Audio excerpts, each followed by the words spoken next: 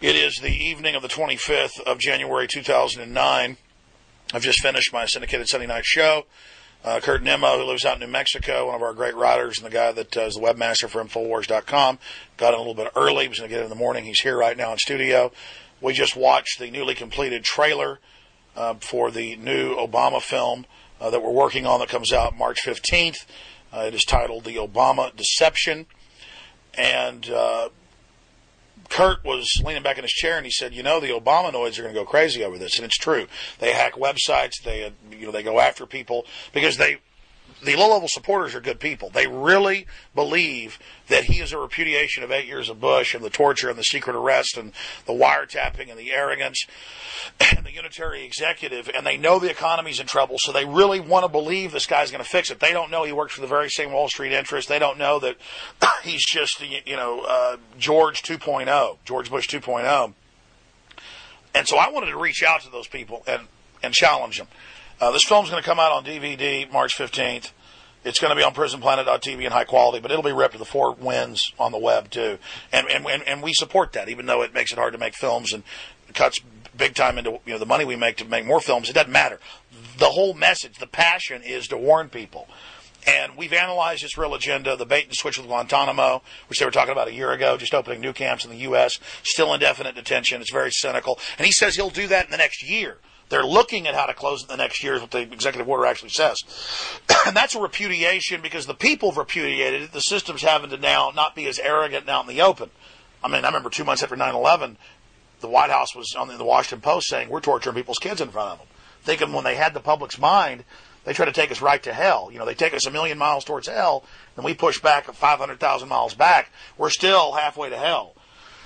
So that's what they're doing, and so just don't be mindless. Don't be mindless. It's like KRS-One, one of the founders of hip-hop, tens of millions of records sold, contacted us, wanted to come on the show. I went to his show, talked to him, and I didn't really even know his views on that. I knew him on 9/11 in an inside job, and he said, listen, the New World Order just put on a black mask. He said, this guy is the Burger King manager, and you go and you bitch at the Burger King manager when your hamburger's cold, your fries are cold, or stale or whatever. But you never talk about the franchise owner. Let's talk about the franchise owner. See, Obama, Bush, I've been saying for years, Bush is evil and bad, but ignore him. Focus on the elite. Focus on the international bankers that have already stolen tens of trillions in the name of the bailout and haven't used it on that. We don't have time to screw around and be suckered anymore. So, yes, it's great, an African-American president. I would lick the feet, kiss the boots of a black president, a white president, a Asian president. I don't care if they were constitutional. If Ron Paul had chocolate skin, it'd be even better because then we could have more unity and not have all this stupid racial strife. So what I'm saying here is that you're going to be betrayed. You have been betrayed. This is slick PR. They know you're going to wake up to it. Biden said they only have a couple hundred days to get their agenda through. They're trying to ram it through. Youth brigades, all of this. We're not playing games. And Mike McWhorter's our graphics guy. He's in here every day on top of his full-time job, every night helping us to rush this through. We've been working on it a few months, getting it all pieced together. Now we're accelerating through, doing the voiceover, doing final interviews to make it. The Obama Deception. I mean, this film is powerful. And Mike, you were watching the show, I guess, at work live when I had the video feed on for prisonplanet.tv with them on the ground with wireless internet to us during the coronation. And Luke would go up and he would hand the phone to people on the ground, mainly black Americans, and they would actually agree with me that, oh yeah, I guess he is already betraying us. So could you speak to that briefly? Well, yeah, I think it's time to stop believing that there's a difference between the two parties. I mean, it's just pretend. It's like a football game, and it's such a surface level support, even though it seems so, everybody's so excited and filled with fervor. It's so surface level, and the minute you start asking the most minute questions about, did you know this, did you know this, people are like, well, gee, no, I didn't. And, if they actually believe it, allow themselves to believe it or look into it, that's going to start to break this, ridiculous shell, this thin little shell of belief they have about how Obama's going to save the planet or whatever. And that's the big betrayal, is these people are counting on this, making their lives better. The economy's falling apart. We're going into depression. He'll fix it. Yes, we can. And they're following the exact same policies with glee, imploding the economy by design. It is his Bob the Builder, can we build it, can we fix it, yes we can, thing is so cynical. And to see these poor people who, by the way, they're going to end up destroying Obama in the end. So that's their plan. They're going to build him up, blame it all on him, carry in the agenda, and then bring in some new right-wing savior after that. I mean, folks, you're being played. Go ahead, Mike. Well, I just think when people start, losing their jobs even more than they are now, and people aren't able to put food on on their table. On their family? Yeah, put food on the family.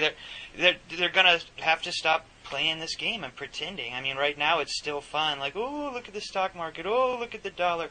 Oh, really sucks. Ha, ha, ha. And, they watch these shows. Well, they say, I don't own any stock, but they don't know the company they work for is about to go under because their stock was $30 and now it's 10 cents. That's exactly right. They don't know that stock's funding their dumb job. But everybody's trained to be selfish. I've had so many emails and so many calls, some people on the street, yeah, you're right, Alex, but I don't care. I don't own stock. Don't they understand the job they have? The 401k they have is based on that. Or if they don't have a 401k, the grocery store they work at, the mall they work at, the telecommunications place they work at, it's all based on that stock. And the bankers set up this fiat system, sucked us in and did this. But you specifically wanted to comment on the people on the street kind of waking up. Well, yeah, and I think it's just important because the more that people can see interviews like the one you're talking about where people are actually, who really are supporters of Obama beginning to question, Well, we've done some man on the street. You're recommending more. We are. Yeah. Tonight we're going to go down. Last night we were going to the KRS-One event and didn't have time to get out of the car. But it was like 11 o'clock down there when we were going to see a show. And there was like 50 people out front, the Salvation Army, in their sleeping bags when it was like 30 degrees outside. And let me tell you, those aren't all crackheads. 5 years ago, you'd see 2 guys out there sleeping. And, I mean, there's homeless people everywhere. Tent cities by the thousands. I mean, it is bad, but go ahead. No, I can't think of anything. Kurt, seeing this trailer, seeing us in here in this war room mode, we've got so much evidence. How do we all present it? Seeing our frustration, but also our energy. I call it seething. I'm seething today. Wanting to warn people, not wanting to see them. It's like somebody's being conned by a charlatan. You want to warn them. Watching the trailer, seeing some of the clips of the film, what's your take on it? Well, I think the film's important, and maybe get the trailer out because we've got 6 months. That's it.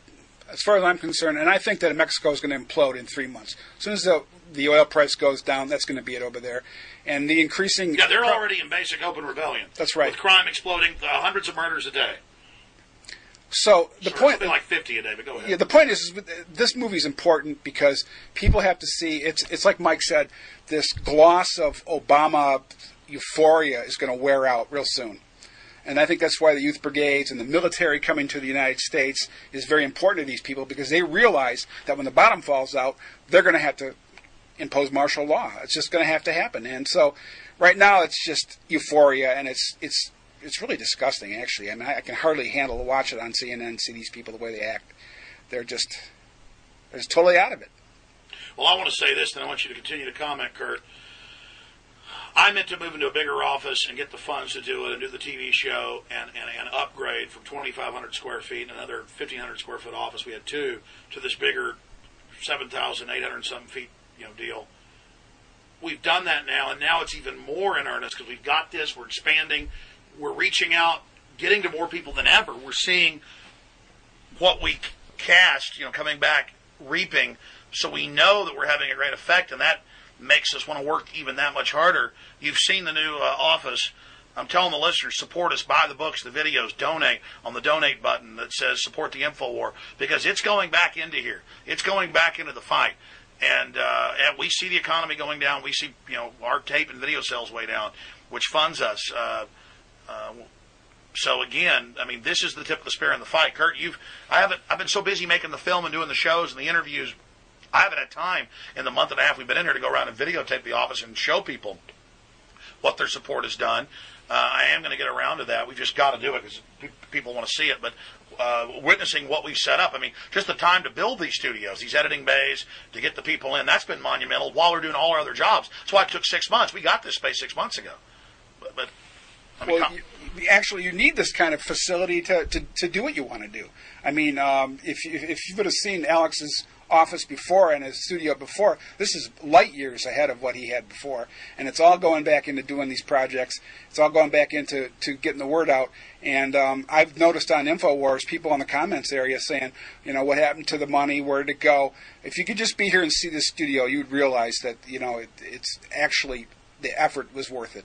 Well, I mean, that's operatives anyways. Some other guy starts a money bomb. I say I'm going to use it to move into better studios and do things. I mean, everybody knows we're the most effective out there. So they'd say that if I save the world with a 200 right. grand. So that doesn't even matter. The point is that we're so focused on the mission and the issue at hand that I end up not even spending my time getting the sponsors, raising the money I need to keep this going. So, folks, if you like the effect of what you've seen, you like what you've seen us produce and what we're doing, support us now more than ever because we need to be here and not just hang on during this crisis.